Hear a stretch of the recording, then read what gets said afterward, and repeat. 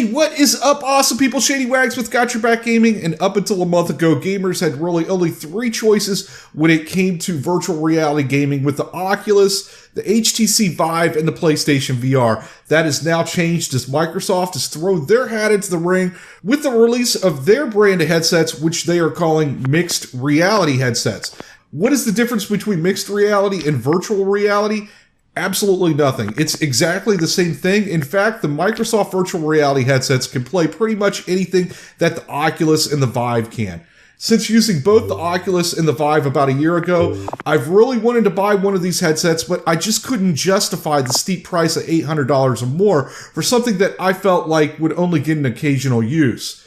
On launch, the Microsoft mixed reality headsets were priced at $450, and with two motion controllers, $500. So I took the plunge and I decided to go ahead and purchase one. Now, the Microsoft mixed reality headsets are produced and distributed by different companies. So right now you have a choice of either a Dell, an Acer, an HP, or a Lenovo.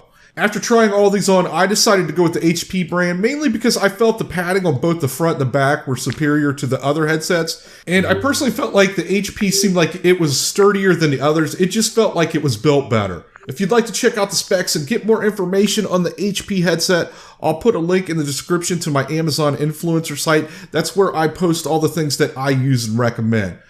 The main difference between the Microsoft headset and the other headsets is that the other ones require external devices to track movement, where the Microsoft headsets use front-facing cameras. Also, the Microsoft headsets don't require a big, powerful gaming rig to run them. I actually saw a video where this guy was running the Acer headset on a GTX 750. I'll also post a link to that video in the description. I'm not a tech guy, and this guy is, and he's also a VR developer, so he knows what he's talking about, and that video really helped me to make my decision in buying a mixed reality headset over the Oculus or the Vive, so check that out. When you launch the Microsoft Mixed Reality Portal, you're going to enter into a multi-room house, and this is basically, for all intents and purposes, your virtual desktop. From the rooms in this house, this is where you'll launch apps, open browser windows, access your computer's desktop, view and watch movies and holograms, listen to music, make Skype calls, just about anything you could do on your regular desktop, you could do that and more in this Mixed Reality Portal. The house, when you load it up, it will be pretty bare. There won't be anything on the walls, and you will need to decorate it and place things where you'd like them. And as we go through the house here, you'll see that I have done a little bit of decorating myself.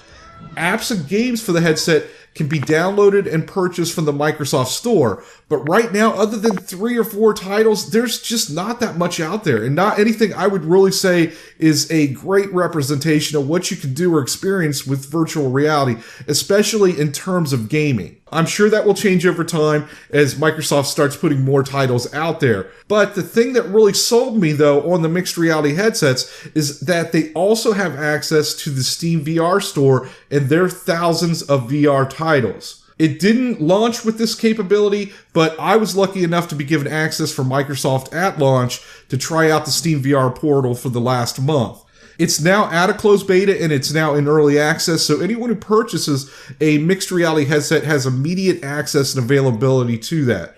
When you launch Steam VR within the mixed reality portal, it will load you up into another house. This is a smaller one-room house, but the walls are already fitted with displays that give you access to the Steam VR store, as well as all the Steam VR options. Everything on these walls are also customizable and they can be changed, even the items on the shelves, and I assume later that these shelves will provide space to show off your gaming achievements. You'll also be taken through the steps to customize an avatar, as this room will act as a lobby for any multiplayer games you host. It's a good thing if you have a Microsoft mixed reality headset that you do have access to all those Steam VR games, but if you played much on Steam, then you know not everything out there is good.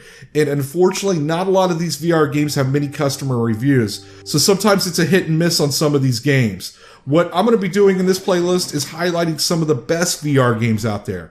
So if you're interested in watching some VR gameplay or getting more information about Windows Mixed Reality, then you may want to keep an eye on this playlist. So far, I'm happy with my mixed reality headset. I thought it would be something that I would use just occasionally, but I find myself using it more and more as the weeks go by. Do I think that VR is the future of gaming? Regrettably, I have to say yes. I don't think it's going to be this generation of headsets, though. I think they need to get these things even smaller and lighter in order for people to accept and start using them. But our society has proven over and over we like convenience and we like things that make our lives easier. And just in the short period of time, the things that I have experienced with the VR headset make it quite evident to me that this is the direction we are headed, not just in gaming, but in everyday life. So let me know what you guys think about VR gaming. Is it a fad, or do you think it's here to stay? Do you think the Microsoft mixed reality headsets are the push that VR needed to put it into the mainstream? Thank you so much for watching, and until next time, have a good one. Later.